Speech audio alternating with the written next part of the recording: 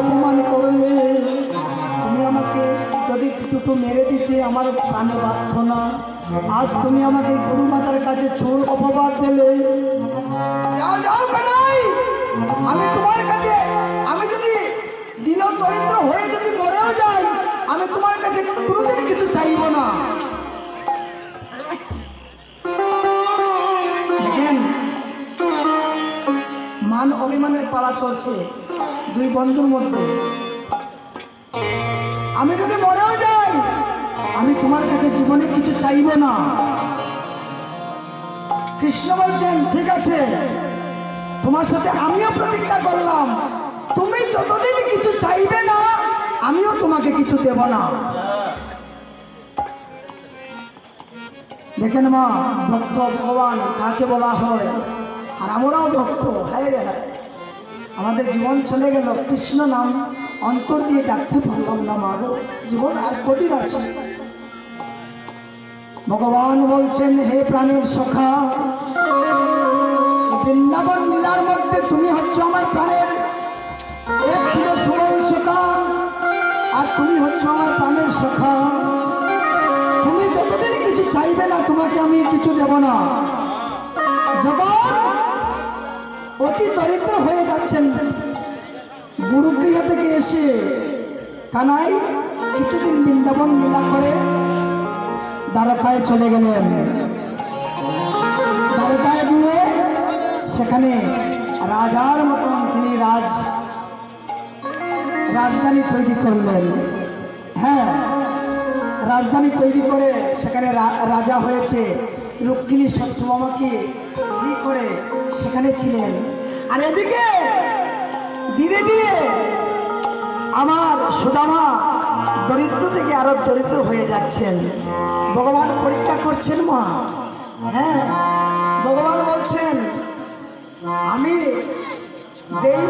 দেই দন চাই মন, ছেড়ে দিতে কতক্ষণ। ভগবান সুদামাকে এমন দরিদ্র করেছেন, তার ঘরে অন্ন ছিল না, কিছু ছিল না। তার 7টি সন্তান অনাহার ছিল।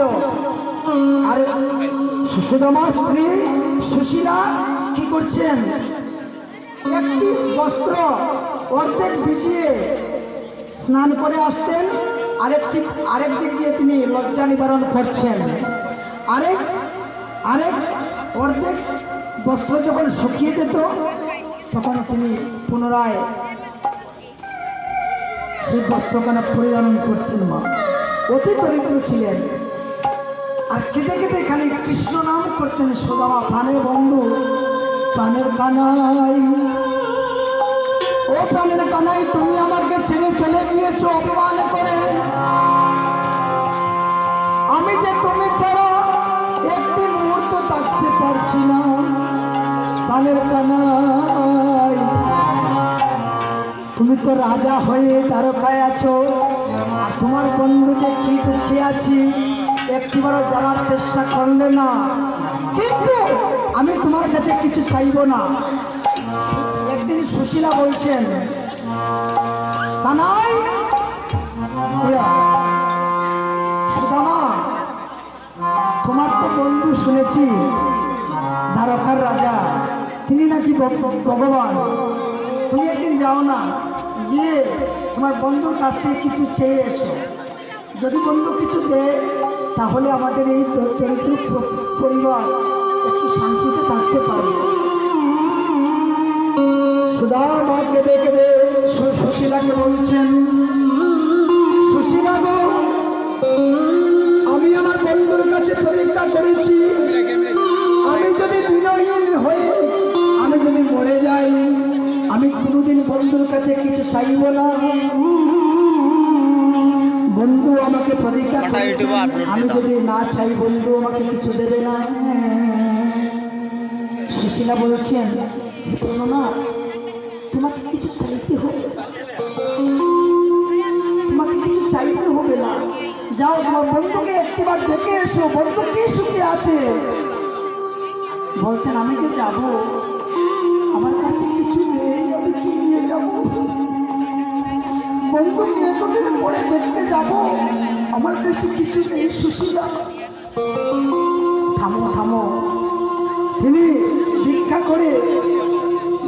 করে তিনি নগরে নগরে এক মুষ্টি করে চাল এনেছেন।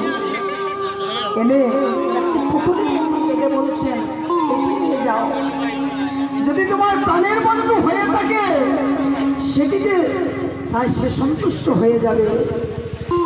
আমার সুদামা চলছেন, অন্তরে কৃষ্ণ নাম, মুখে কৃষ্ণ নাম, নয়নে বাড়ি হচ্ছে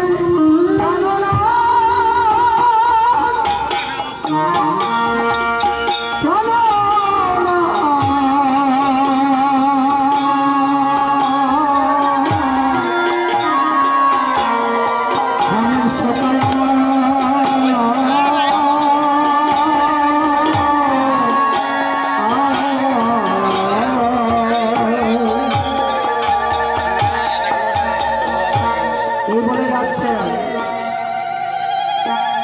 এদিকে যেতে যেতে আমার সুদামার পায়ে কাঁটা বেঁধেছে আর কষ্ট পাচ্ছেন দ্বারকার রাজা শ্রীকৃষ্ণ।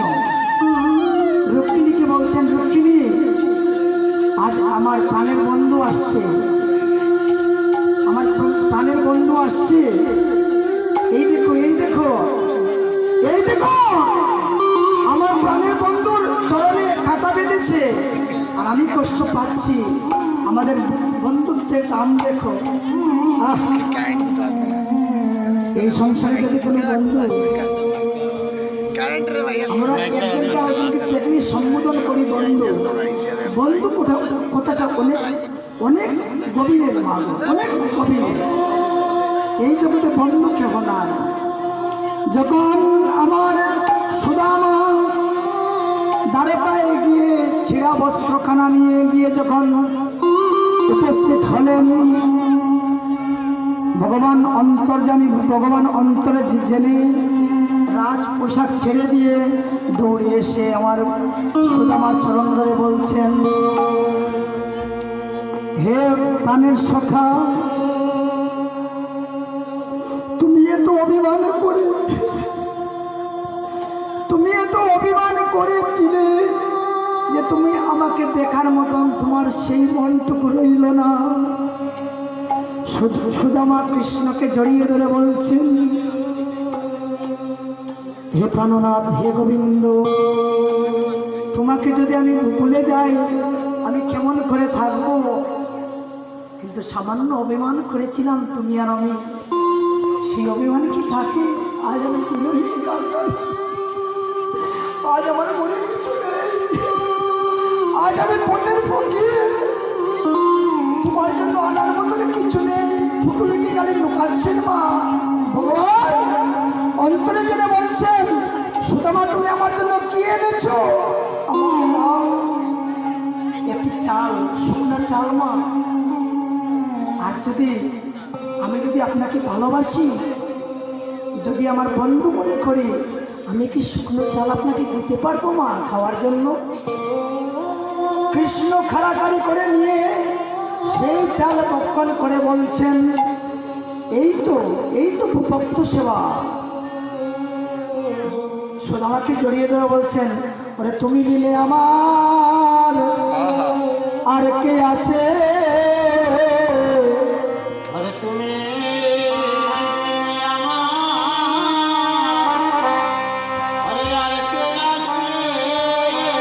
সবাই বাহু তুলে পরিণতি করেন, তুমি বিনে আমার আর কে আছে?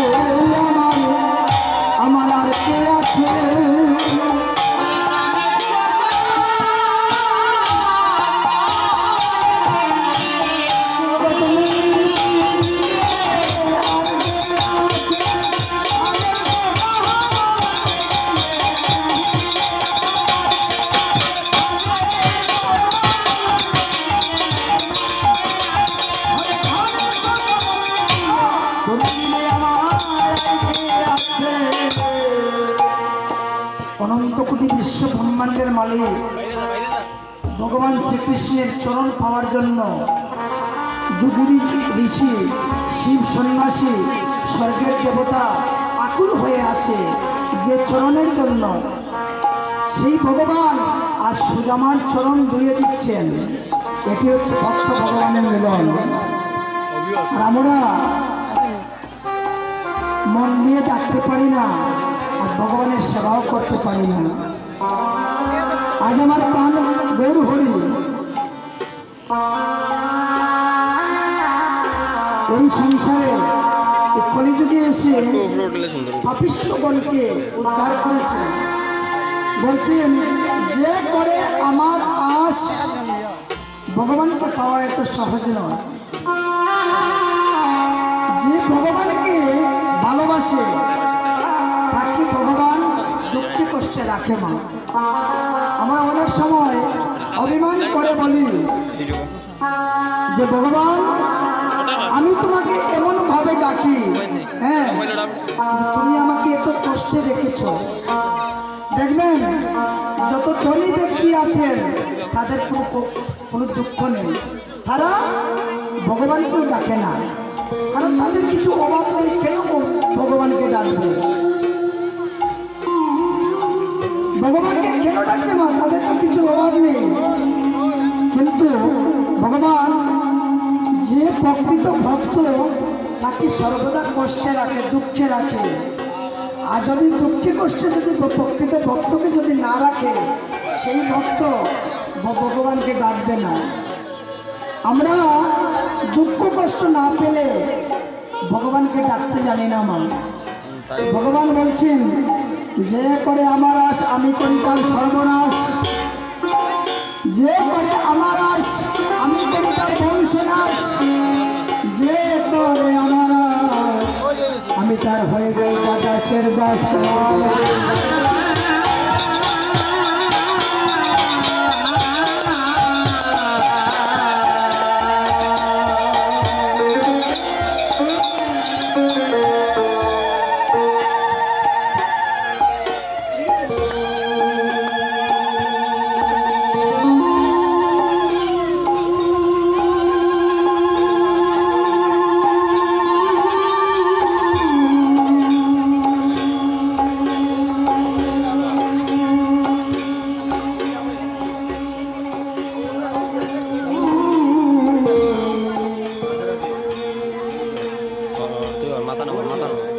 আজ